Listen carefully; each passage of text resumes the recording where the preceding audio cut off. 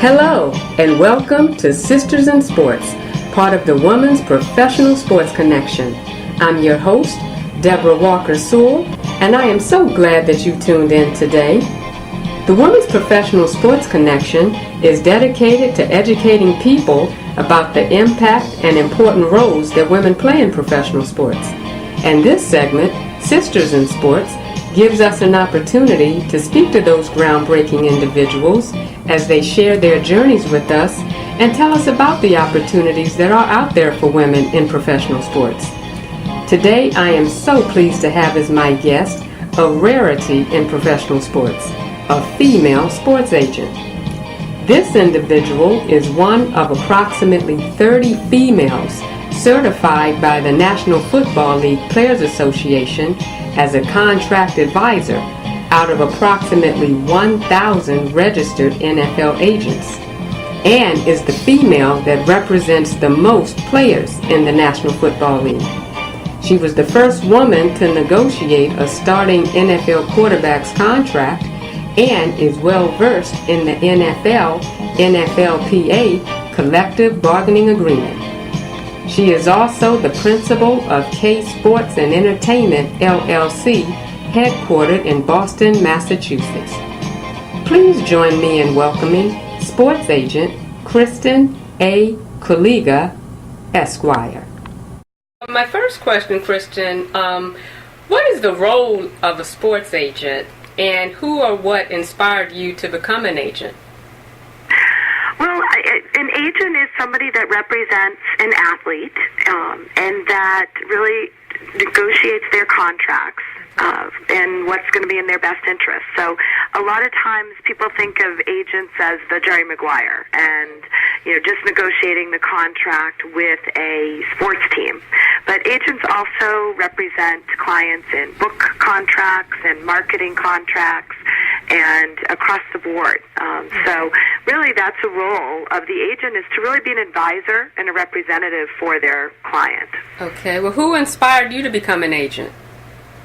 Well, I went to law school, and after law school, I met Gary Wolf, who was running Bob Wolf Associates after his dad had passed away, and he asked if I'd want to come on to work until I actually took the job that I had accepted a position with the Army JAG Corps, ironically. So that's what I thought I was going to do, and ended up interning with Wolf, and they asked if I'd stay. So I had the opportunity to really learn about the business as in sort of an intern before I actually took the job, and there were a number of individuals there that really were inspirational to me.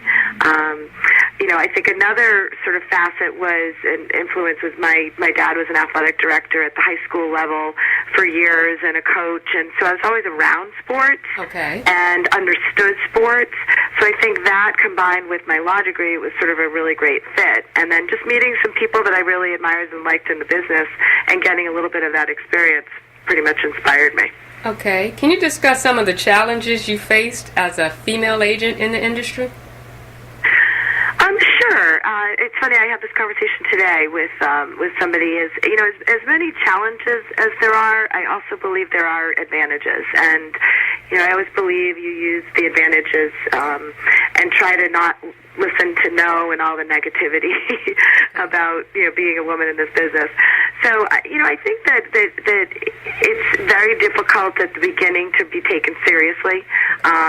A lot of the other agents will put you down and to clients and say, oh, why would you have a woman as an agent? And you have to work a lot harder to gain the credibility. I also believe with general managers and scouts, they want to test you out. And they want to know, does she know what she's talking about? And so you have to probably be doubly as prepared. Okay. Now, what have been some of... And so that, from that standpoint, it's sort of an uphill battle. But, if you can use it to your advantage, I think oftentimes when you're dealing with GMs and you're well prepared, they're not expecting that. So, and I think you can disarm them a little bit more than if it was a man. They tend to kind of put their egos a little bit in check. You always are going to find the guys that are really... it's a man's world, and what are you doing in it? But my philosophy is just don't listen to that, and you keep forging forward. Wow. Well, what have been some of your biggest accomplishments as an agent? Well, I think, sort of from looking at, the headlines and whatnot, probably negotiating Doug Flutie's quarterback with the Chargers back in '01. Okay. It was a $33 million deal, and I happened to be the first woman ever to negotiate a starting quarterback contract. And so it gained a lot of media attention, et cetera, and it helped to really sort of put me on the board as a credible agent, whether it was a male or a female. It was a good deal. And so for me, that was really important, that people recognize that, hey, you know what? I know what I'm doing. I can do a job for a client, and that sort of then helped to catapult into gaining other clients and really moving forward. And I also think helping my clients start their charitable foundations and really being involved and active in those has really been meaningful for me. Okay. And whether that's a top accomplishment or whatnot, I think from years to come when I'm not around or I'm not as active on the business side, the people that the charities will have helped down the line will be something that I take a lot of pride in and feel as though I'm very lucky and have really enjoyed being able to give back. So I think probably those two, one from a more of a charitable standpoint and a real life standpoint, and the other from sort of the business aspect. Okay. What other players do you represent throughout the league? Well, in the actual contract negotiations with the teams, I have a lot of players that are sort of under the radar. I represent two punters that are from Australia. They played Aussie rules football, but they're arguably in the top 10, 5 to 10 punters in the league. So Ben Graham with the Cardinals and Sav Roca with the Eagles. I have a tight end with the Jets, Matt Mulligan, a long snapper with the Jacksonville Jaguars. And then from a marketing standpoint and charitable event management standpoint, I have a number of clients across all sports. So I work with Vince Wilfork from the Patriots, Paul Pierce from the Celtics, Josh Beckett from the Red Sox, and a number of others. Okay. Now, I want to touch on a subject that is such a hot-button topic nowadays. As a contract advisor, certified by the National Football League Players Association, can you briefly shine some light on this NFLPA collective bargaining agreement situation? Sure. Well, back a few years ago, both the league and the Players Association came to an agreement. The collective bargaining agreement, which was back in '06, I think it was. And the contract called for it to be a longer-term contract. And what happened was last year, either side would have the right to basically opt out of the future years of the contract. And so the owners opted out of the future years of the contract. So that means that this year was the last year of the collective bargaining agreement, or the CBA as we call it for short. And they've been trying to negotiate a new contract since then.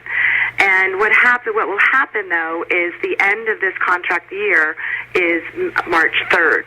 So if there is no agreement that is reached by then what is looked at is what happens. And so the owners have basically not really come out and said it, but it's been postured that they will lock the players out. So basically meaning that they'll say to the players, you can't play. And when they do that, that means that they're not obligated to pay the players, and they can't actually pay the players.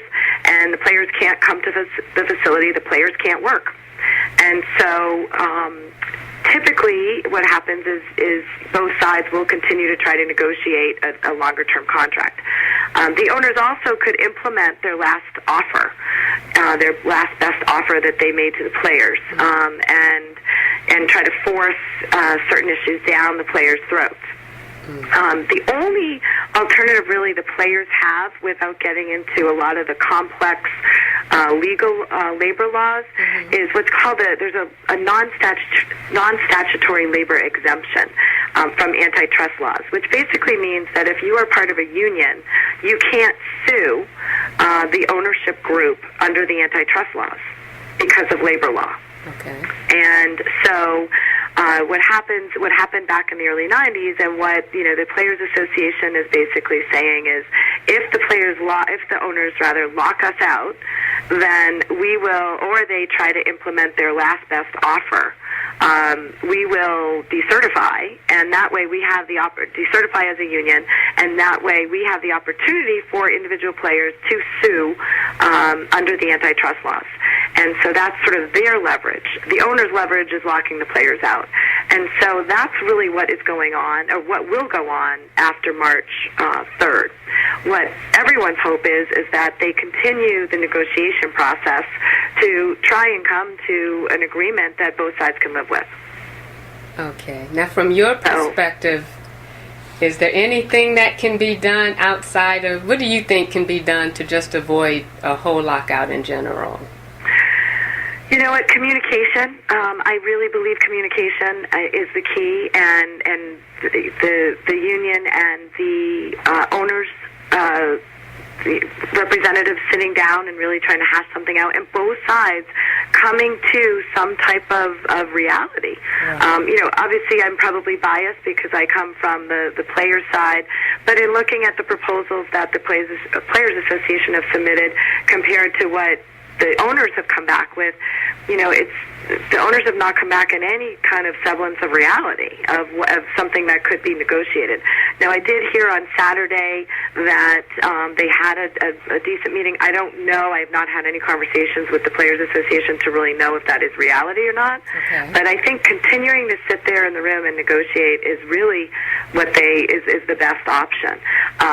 From a player's standpoint, I think there's a perception out there that people think, oh, these players make so much money, and why are they doing this? And it's, if you look at the majority of players in the league get paid the minimum salary in the league, and it's still a decent amount, but it's not the millions and millions of dollars that you see in the newspapers.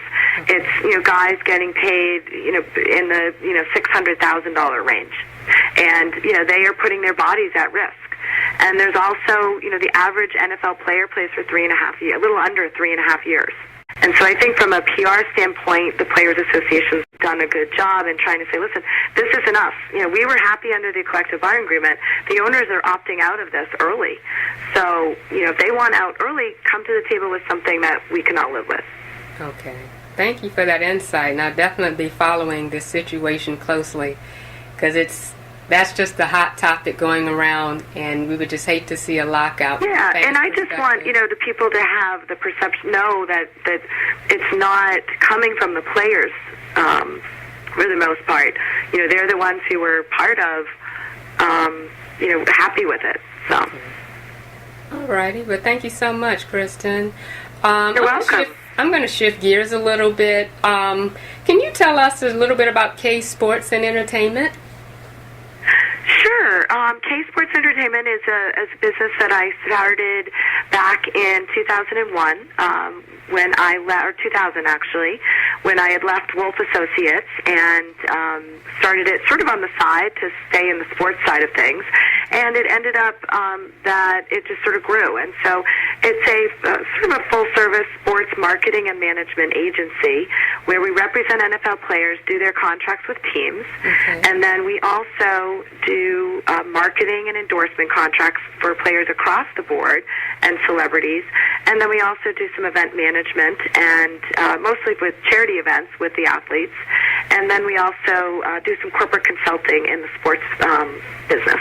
Okay. Are you all involved in any upcoming sports and entertainment events you'd like to tell our listeners about?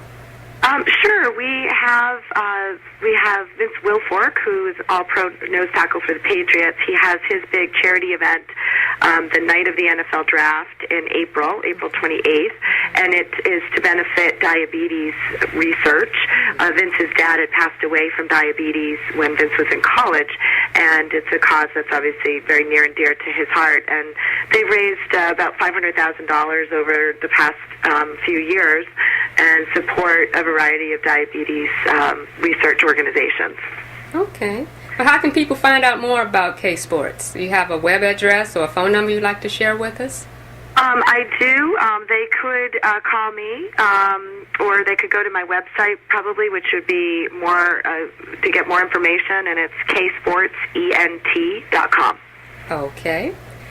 Well, Kristen, in closing, I just want to ask, what advice would you give our female listeners who may want to follow in your footsteps and become a female sports agent? Well, my advice would be to have a lot of perseverance, number one. And this business is not an easy one. So you have to be prepared to be competitive and to continue to push along until you get what you want in the business. And that's probably, the best advice that I think I can give is don't listen to everybody saying, no, you can't do it. No, there aren't many women. You're going to be in an uphill battle. You can't do it. You can do it, but it's going to be a lot of work. Okay. Well, Kristen, thanks for joining us as our special guest today and sharing a little bit of your journey with our listeners. And I want to invite you to come back anytime your schedule allows you to do so. So thank you so much. Thank you very much. I appreciate it. I'll talk to you soon. Thank you for tuning in to Sisters in Sports, part of the Women's Professional Sports Connection. Until next time, I'm your host, Deborah Walker Sewell, encouraging you to be a blessing to someone today and enjoy your journey.